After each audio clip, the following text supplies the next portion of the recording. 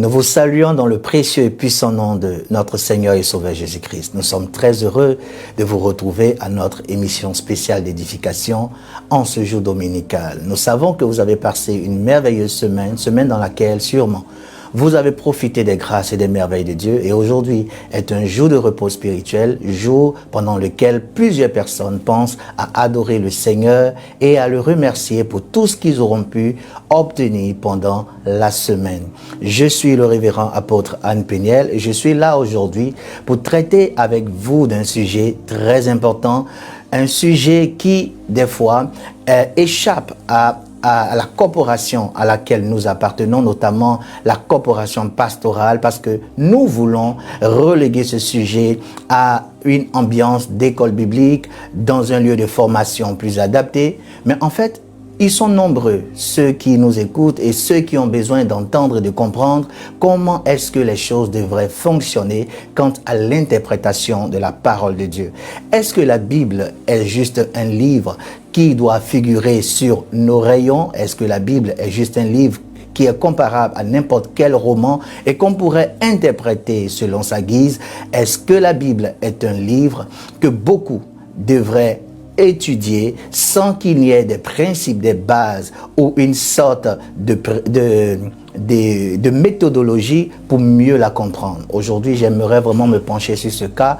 On va étudier ensemble un sujet en deux phases. La première phase, c'est aujourd'hui sur l'herméneutique biblique concernant la Nouvelle Alliance. Alors, tu diras à ton frère, nous avons commencé, tu peux inviter des amis, tu peux inviter tes proches pour qu'ensemble nous profitions de ce merveilleux moment d'édification sur comment interpréter la parole de Dieu correctement en vue d'avoir la vérité et la justesse des Écritures. Alors, herméneutique biblique, aujourd'hui, nous verrons la première partie pendant laquelle nous étudierons les prérequis. Alors, bien avant de pouvoir entrer dans le vif du sujet, j'aimerais vous demander de venir avec moi. On va ensemble étudier certaines notions qui sont très importantes avant que nous puissions entrer dans ce message. Alors, on va étudier le thème herméneute. Herméneute qui s'écrit H-E-R-M-E-N-E-U. Herméneute, c'est l'appellation de ceux qui pratiquent l'herméneutique. Herméneute, c'est ceux qui pratiquent l'herméneutique. Alors, être un herméneute, c'est être un ministre chargé de l'application des Écritures. Être un herméneute, c'est être un ministre chargé de l'explication des Écritures. C'est celui qui explique, interprète les Écritures. C'est celui qui explique et interprète les Écritures. L'herméneutique, quant à lui, c'est le fait de pouvoir utiliser l'art de la bonne interprétation des Écritures bibliques selon une méthodologie juste et contemporaine aux Écritures concernées. Je reprends, l'herméneutique est donc l'art de la bonne interprétation des Écritures bibliques selon une méthodologie juste et contemporaine aux Écritures concernées. On pourrait aussi toucher la notion exégèse. Nous savons que l'exégèse et l'herméneutique, ce sont des mots synonymes, mais dans leur emploi, il y a une nuance. L'exégèse, c'est aussi faire de l'exégèse, même si ici l'on prendra plus en compte la pratique de l'interprétation du texte. Là où l'herméneutique met l'emphase sur la méthode d'interprétation. Donc, au fait, dans l'herméneutique, on est plus enclin à parler de la méthodologie d'interprétation, les principes à utiliser pour avoir une interprétation juste et correcte. Mais dans l'exégèse, c'est plutôt l'application de cette interprétation qui fait pouvoir. Alors, nous allons maintenant entrer dans le vif du sujet. Comment interpréter correctement un texte biblique? Comment interpréter correctement la parole de Dieu? Si la Bible n'est pas un livre ordinaire, que ce n'est pas un livre comme tout autre livre, il faudrait donc qu'il y ait une manière certaine par laquelle nous puissions interpréter les textes bibliques. Alors je vais venir avec vous dans le livre de Actes chapitre 19 au verset 2 où la Bible dit, il leur dit, avez-vous reçu l'Esprit Saint après avoir cru? Et il lui dit, mais nous n'avons même pas entendu dire qu'il existait un Saint-Esprit. Alors, il s'agissait d'hommes et de femmes en Samarie qui avaient reçu un message. Ce message, c'était le baptême de Jean-Baptiste, et ce message leur a été tellement prêché qu'ils avaient l'impression de tout savoir. Mais lorsque l'apôtre Paul est arrivé vers ces hommes, il leur a demandé est-ce qu'ils avaient reçu le baptême du Saint-Esprit après qu'ils aient cru au Seigneur. Et ils ont dit, nous ne savions même pas qu'il existe un Saint-Esprit. Beaucoup pensent avoir la connaissance holistique des Écritures. Beaucoup pensent avoir tout le savoir nécessaire de la parole, alors qu'ils n'ont qu'une certaine partie de cette connaissance, parce qu'au fait, il n'y a pas eu peut-être quelqu'un qui le leur a dit, et de deux, il n'y a pas eu quelqu'un qui a pu disséquer la parole selon les principes de Dieu concernant la bonne interprétation des Écritures. Alors, ils ignoraient donc le baptême du Saint-Esprit alors qu'ils pensaient tout avoir malgré le zèle qu'ils avaient. Alors, comment pouvoir entrer correctement dans l'interprétation des Écritures? Alors, nous allons voir ici certains éléments que j'ai dénommés les prérequis. Comment est-ce que nous commençons à interpréter correctement les Écritures? Quelle est la base sur laquelle nous pouvons donc commencer cette interprétation avec certitude? Alors, nous voyons le premier point ici, je l'ai dénommé ainsi, soyons peu à enseigner. Soyons peu à enseigner, cela se trouve dans le livre de Jacques chapitre 3 au verset 1. La Bible dit, ne soyez pas beaucoup à enseigner mes frères, sachant que nous en recevrons un jugement plus sévère. La Bible dit, ceux qui enseignent la parole seront doublement jugés, ils seront sévèrement jugés. Cela dit, n'importe qui ne peut pas donc s'avancer et interpréter les Écritures à sa guise, parce qu'un jugement pend sur ceux qui interprètent la parole. Pourquoi? Parce que tous ceux qui enseignent, ça veut dire c'est ceux qui établissent la doctrine, et c'est ceux qui aussi expliquent le texte en entrant dans la pensée de Dieu correctement. Ça veut dire quoi? Ça veut dire que l'auteur, en fait, c'est Dieu, mais qui, dans l'Écriture, a laissé l'interprétation à une certaine élite. Mais quand tout le monde s'emmène à interpréter les Écritures, ça veut dire que tout le monde a le pouvoir d'établir la doctrine et d'expliquer ce que Dieu aurait pensé pendant qu'il inspirait telle et telle écriture. Ce qui est très dangereux. Alors il faudrait donc avoir des principes et des bases qui pourraient nous donner l'assurance que nous sommes en train de faire quelque chose qui est en accord avec l'auteur lorsqu'il énonçait ces écritures. Alors il y a un et plusieurs dangers rattachés à l'enseignement. Le premier danger, c'est qu'il y a un jugement sévère de Dieu sur celui qui interprète les Écritures, et donc celui-là devrait être en accord avec la pensée de l'auteur. Secondement, il y a ce qu'on appelle le fait de devenir un hérétique ou un fabricant d'apostates. Un hérétique, c'est quelqu'un qui pratique une interprétation qui est en dehors de la pensée de l'auteur. On dit qu'il donne des hérésies, il est donc un hérétique. Et ceux qui l'écoutent et qui croient en ce qu'il dit, eux, ce sont des apostates. C'est-à-dire, ils ont une foi hybridée, mélangée à la pensée humaine, qui n'a rien à voir avec ce que Dieu avait voulu dire dès le commencement. Donc, les hérétiques produisent des apostates. Et ça, c'est très dangereux parce qu'en fait, l'on pense être dans la vérité parce qu'on a écouté quelqu'un qui, selon nous, a dit la vérité. Or, parce qu'il nous a produit de l'hérésie, nous sommes des apostates. Lui, c'est un hérétique. Nous sommes des apostates. Et ça, c'est le deuxième danger de mal interpréter les Écritures. Enfin, il y a aussi ce que nous appellerons ici, selon 2 Pierre, chapitre 2, verset 1. Or, il y a eu aussi de faux prophètes parmi le peuple, comme aussi il y aura parmi vous de faux docteurs qui introduiront furtivement, d'autres versions disent subtilement, des sectes de perdition, régnant aussi le maître qui les a rachetés, faisant venir sur eux-mêmes une prompte destruction. La Bible dit que le mauvais enseignant, il introduit au milieu de ceux qui croient en ce qu'il dit, des sectes de fausses doctrines qui emmènent ceux qui écoutent et qui croient à régner subtilement le maître. Ça veut dire, ils ne savent pas que parce qu'ils ont écouté ce qui n'est pas correct, ils se sont détournés de la foi originale et donc du maître qui les a rachetés. Mais ils pensent toujours être avec le Seigneur alors que ce faux enseignement les a emmenés à sortir de la voie. Donc, le danger dans cet autre point, c'est que le mauvais enseignement peut emmener quelqu'un à sortir de la voie prévue par Dieu. Et cela est très, très dangereux. Donc, nous devons être peu à enseigner. Nous ne devons pas nous aventurer à dire des choses que nous ne comprenons pas correctement parce que l'éternité des gens en dépend. Il y a aussi, enfin, des démons.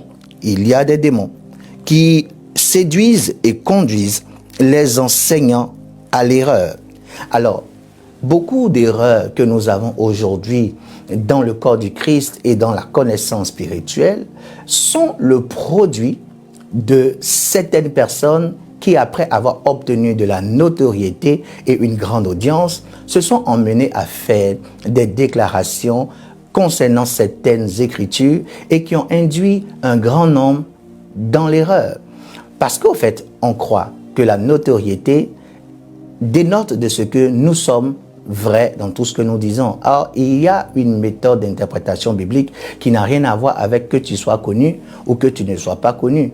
Ce n'est pas parce que vous êtes connu que ce que vous dites est vrai.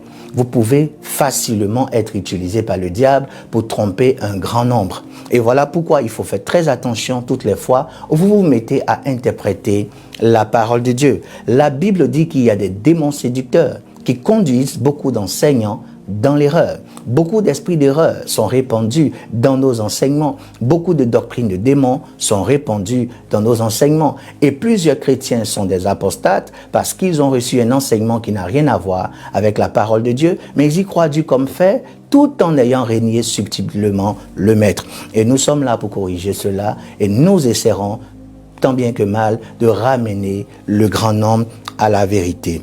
Alors j'aimerais vraiment que déjà cette petite partie nous emmène à réfléchir, car la Bible déclare que nous devons être peu à enseigner. Gloire à Dieu. J'aimerais vous conduire à un deuxième point dans ce prérequis, c'est-à-dire dans cette préparation avant de commencer l'herméneutique en tant que telle. Ce deuxième point, je l'ai intitulé « Reconnaître que le Saint-Esprit est l'auteur et le rassembleur des Écritures. » Reconnaître que le Saint-Esprit est l'auteur et le rassembleur des Écritures. On pourra voir cela en 2 Pierre, chapitre 1, verset 21. La Bible dit « Car la prophétie n'est jamais venue par la volonté de l'homme. » La prophétie dont il est question ici dans le cas d'espèce, c'est la parole de Dieu inspirée. Alléluia. La prophétie n'est jamais venue par la volonté de l'homme, mais de saints hommes de Dieu ont parlé, étant poussés par le Saint-Esprit. Alors nous voyons que le Saint-Esprit est l'auteur derrière l'inspiration des Écritures. Il est donc l'auteur des Écritures. En Ésaïe 34, au verset 16, la Bible dit « Cherchez dans le livre de l'Éternel, les lisez. Pas un d'eux ne manquera, l'un n'aura pas à chercher l'autre, car ma bouche l'a commandé et mon esprit les rassemblera. » Il est non seulement l'auteur des Écritures, celui qui a donc inspiré tous ceux-là qui se sont emmenés donc à déclarer cette parole et qui par la suite a été imprimé sur du papier et qui nous a été donné. Le Saint-Esprit est aussi celui qui rassemble dans cette parole toutes les Écritures de sorte à pouvoir donner une clarté de compréhension. Donc, il est non seulement l'auteur des Écritures, mais il est aussi le rassembleur des Écritures. Toute cette parole de la Genèse à l'Apocalypse est un ensemble d'Écritures. Mais pour mieux comprendre un concept, on a besoin de l'auteur lui-même. Il est l'auteur, c'est-à-dire il est l'inspirateur, il est aussi le rassembleur, il est aussi celui qui agence chaque écriture avec une autre écriture pour que nous puissions en avoir un sens correct. Et j'aimerais vraiment que vous puissiez comprendre ce deuxième point. Sans plus tarder, nous irons au troisième parce que nous ne voulons pas prendre davantage votre temps. Le troisième point, c'est celui-là. Reconnaître que le Saint-Esprit est le révélateur de la parole par excellence. Donc, le Saint-Esprit, au-delà d'un homme, au-delà d'un érudit, au-delà d'un professeur d'université de théologie, au-delà d'un pasteur d'expérience, le Saint-Esprit est derrière tous ces instruments utilisés que nous célébrons tous les jours dans nos églises et à travers des livres et à travers toutes les émissions d'édification. Derrière toute cette pléiade de personnes, le véritable révélateur par excellence s'appelle le Saint-Esprit. Le Saint-Esprit, cette dimension divine, est en fait le révélateur par excellence des Écritures. Et nous allons le voir en 1 Corinthiens chapitre 2 verset 10 où la Bible dit « Mais Dieu ne nous l'a révélé par son esprit. Dieu nous l'a révélé par son esprit. Car l'esprit sonde toutes choses, même les choses les plus profondes de Dieu. » Donc celui qui peut nous donner toute l'explication et la plus grande profondeur de Dieu, c'est le Saint-Esprit. Celui à qui rien n'échappe et qui peut aller saisir la connaissance et la compréhension, quel que soit l'endroit où cette connaissance et cette compréhension pourraient se cacher, c'est le Saint-Esprit. Il est le révélateur par excellence et tout interprète des Écritures, tout herméneute, tout exégèste devrait savoir que le Saint-Esprit est le révélateur par excellence des Écritures. En 1 Corinthiens chapitre 2 au verset 12, la Bible dit, mais nous avons reçu non l'esprit du monde, mais l'esprit qui est de Dieu, afin que nous connaissions les choses qui nous ont été librement données par Dieu. L'une des missions du Saint-Esprit sur la terre est de pouvoir tirer dans la parole de Dieu la révélation concernant l'héritage et la possession des saints. Le Saint-Esprit est venu pour nous donner de comprendre et de savoir tout ce que Jésus nous a octroyé par l'œuvre de sa mort. L'une des choses que le Saint-Esprit est venu faire, c'est de venir nous montrer ce que Dieu a réservé pour nous, ce que Dieu a gardé pour nous, ce que Dieu a préparé pour nous. Et le Saint-Esprit est le révélateur par excellence des Écritures et avec lui, nous sommes sûrs de pouvoir être sur le chemin d'une véritable interprétation. Même si nous n'avons pas commencé en fait à parler de la méthodologie et l'ensemble des principes qui constitueront une bonne interprétation biblique, nous sommes encore dans les prérequis, mais il est très important de savoir qu'il faut avoir toutes ces connaissances avant de commencer à pouvoir interpréter la parole de Dieu. Le Saint-Esprit est l'auteur et le rassembleur, le Saint-Esprit est le révélateur des Écritures et nous avons besoin de lui pour avoir une juste connaissance de Dieu. Je vais vous donner un autre passage sur lequel sûrement nous allons finir, parce que nous voulons que vous soyez là à la deuxième partie. Cette partie, nous allons un peu durer là-dessus parce que c'est une partie très importante et je l'ai intitulée « La foi commune a déjà été révélée dans la parole ». La foi commune a déjà été révélée dans la parole. Il y a plusieurs types de foi et l'une des foi dans la Bible est appelée la commune foi ou la foi commune. Ça veut dire un ensemble de croyances que Dieu a préparées pour les chrétiens, de sorte à ce que tout cela puisse s'identifier en une foi originale. Donc, l'ensemble de ces croyances qui constituent la foi commune est un ensemble de connaissances que l'apôtre Paul a aussi dénommé le conseil de Dieu ou l'ensemble de toutes les connaissances spirituelles que nous sommes censés croire pour appartenir à la même corporation. Nous allons prendre Jude chapitre 1 verset 3 où la Bible dit « Bien-aimés, quand j'usais de toute diligence pour vous écrire concernant notre commun salut, je me suis trouvé dans la nécessité de vous écrire afin de vous exhorter à combattre pour la foi qui a été une fois transmise aux saints. » Donc, d'autres versions diront une fois pour toutes transmise aux saints. Qu'est-ce que Paul est en train de dire dans ce français qui semble un peu difficile? L'apôtre Paul dit, il a écrit, et je veux dire, il a écrit à Jude concernant la commune foi. Mais avant de parler de la commune foi, il a parlé d'un salut commun. Parce que la foi commune est ce qui soutient le salut commun. En fait, si vous n'avez pas compris la foi commune, vous pouvez douter de votre salut. Parce que le salut provient de la foi et la foi provient de l'ensemble de certaines connaissances dans lesquelles nous avons adhéré. Et donc, quiconque néglige la foi commune pourrait donc véritablement douter de la certitude de son salut. Il a mis ici en relation le commun salut et la commune foi. Mais ce qui nous intéresse dans ce passage, il dit que la foi commune concernant les saints a déjà été transmise une fois pour toutes. Et je vais ici donner une explication, mais avant cela, on va étudier encore deux textes. Et après, je rassemble tout cela et je vous fais comprendre l'ensemble. Actes chapitre 20, verset 26 dit « C'est pourquoi je vous prends aujourd'hui à témoin que je suis net du sang de tous.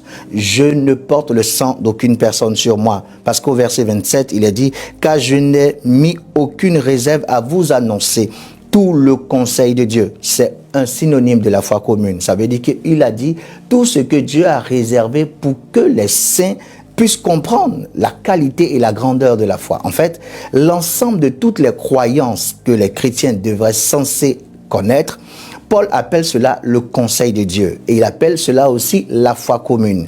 Ça veut dire qu'on n'a pas à ajouter en dehors de ce que Paul et les apôtres et les prophètes ont déjà établi dans la parole de Dieu, on n'a pas à ajouter des choses qui sont en dehors de cela. Il dit la foi commune a déjà été transmise une fois pour toutes. Le conseil de Dieu a déjà été énoncé clairement. Ma main est libre du sang de tous. En fait, vous avez déjà reçu tout ce qui concerne ce que vous êtes censé croire. Vous avez déjà reçu tout ce qui concerne ce que vous êtes censé connaître concernant la qualité de foi dans laquelle vous devez marcher. Je termine le verset, car je n'ai mis aucune réserve à vous annoncer tout le conseil de Dieu.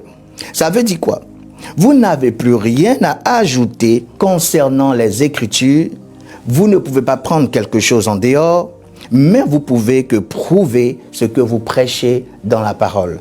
Alors, nous allons nous attarder sur cette partie parce qu'elle semble un peu complexe.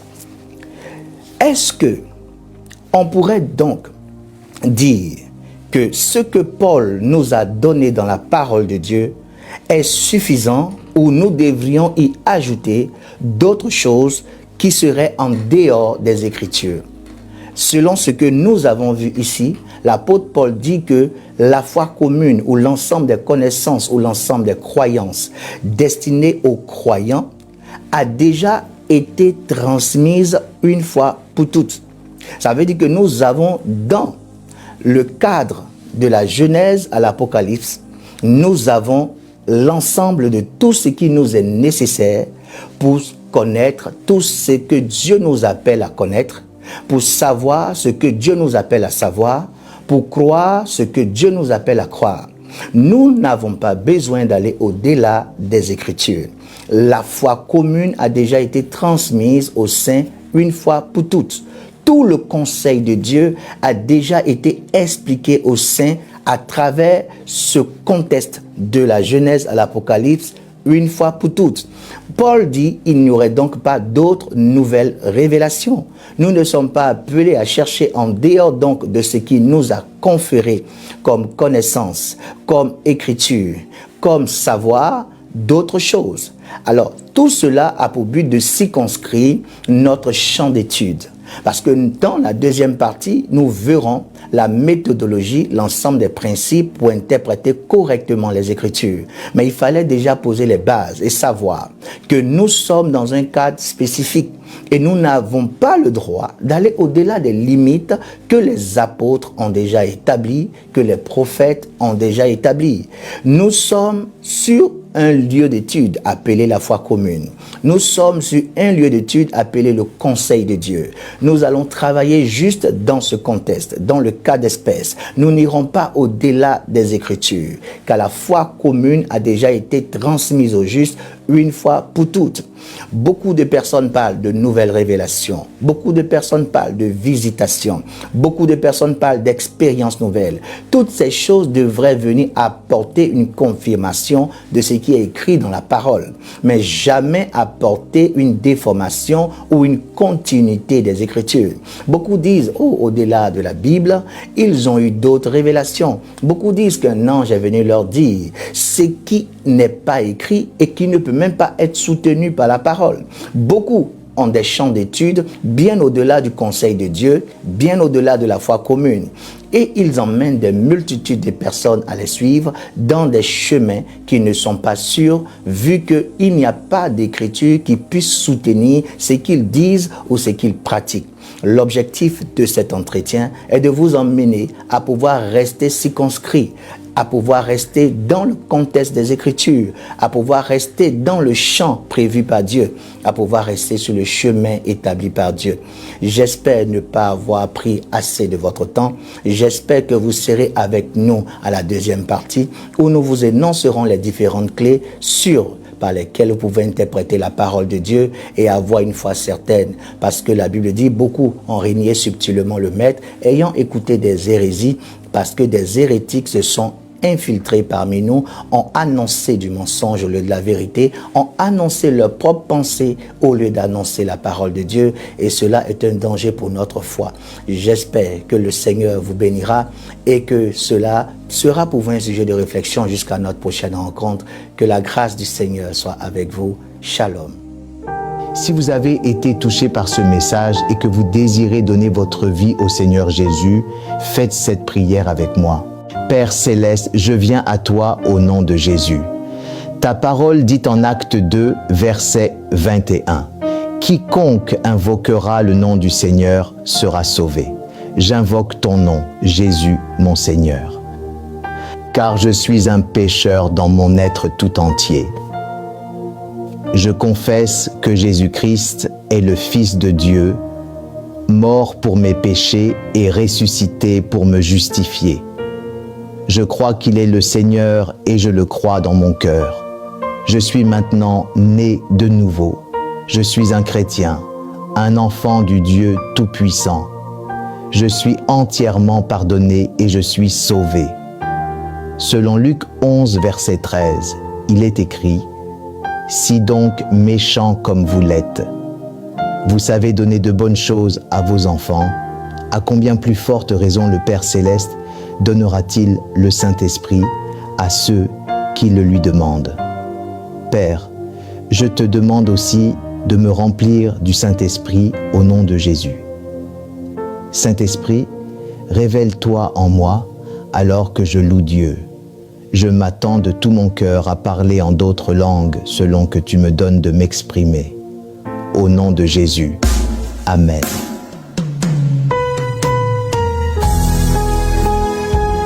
Ça y est, vous êtes nés de nouveau. Louez Dieu un instant et répétez à voix haute toutes les syllabes qui vous viennent à l'esprit en ce moment même par la foi. Vous pouvez nous joindre aux numéros qui s'afficheront à l'écran pour nous raconter votre expérience de la nouvelle naissance et afin que nous puissions vous encadrer. À très bientôt. Que Dieu vous bénisse.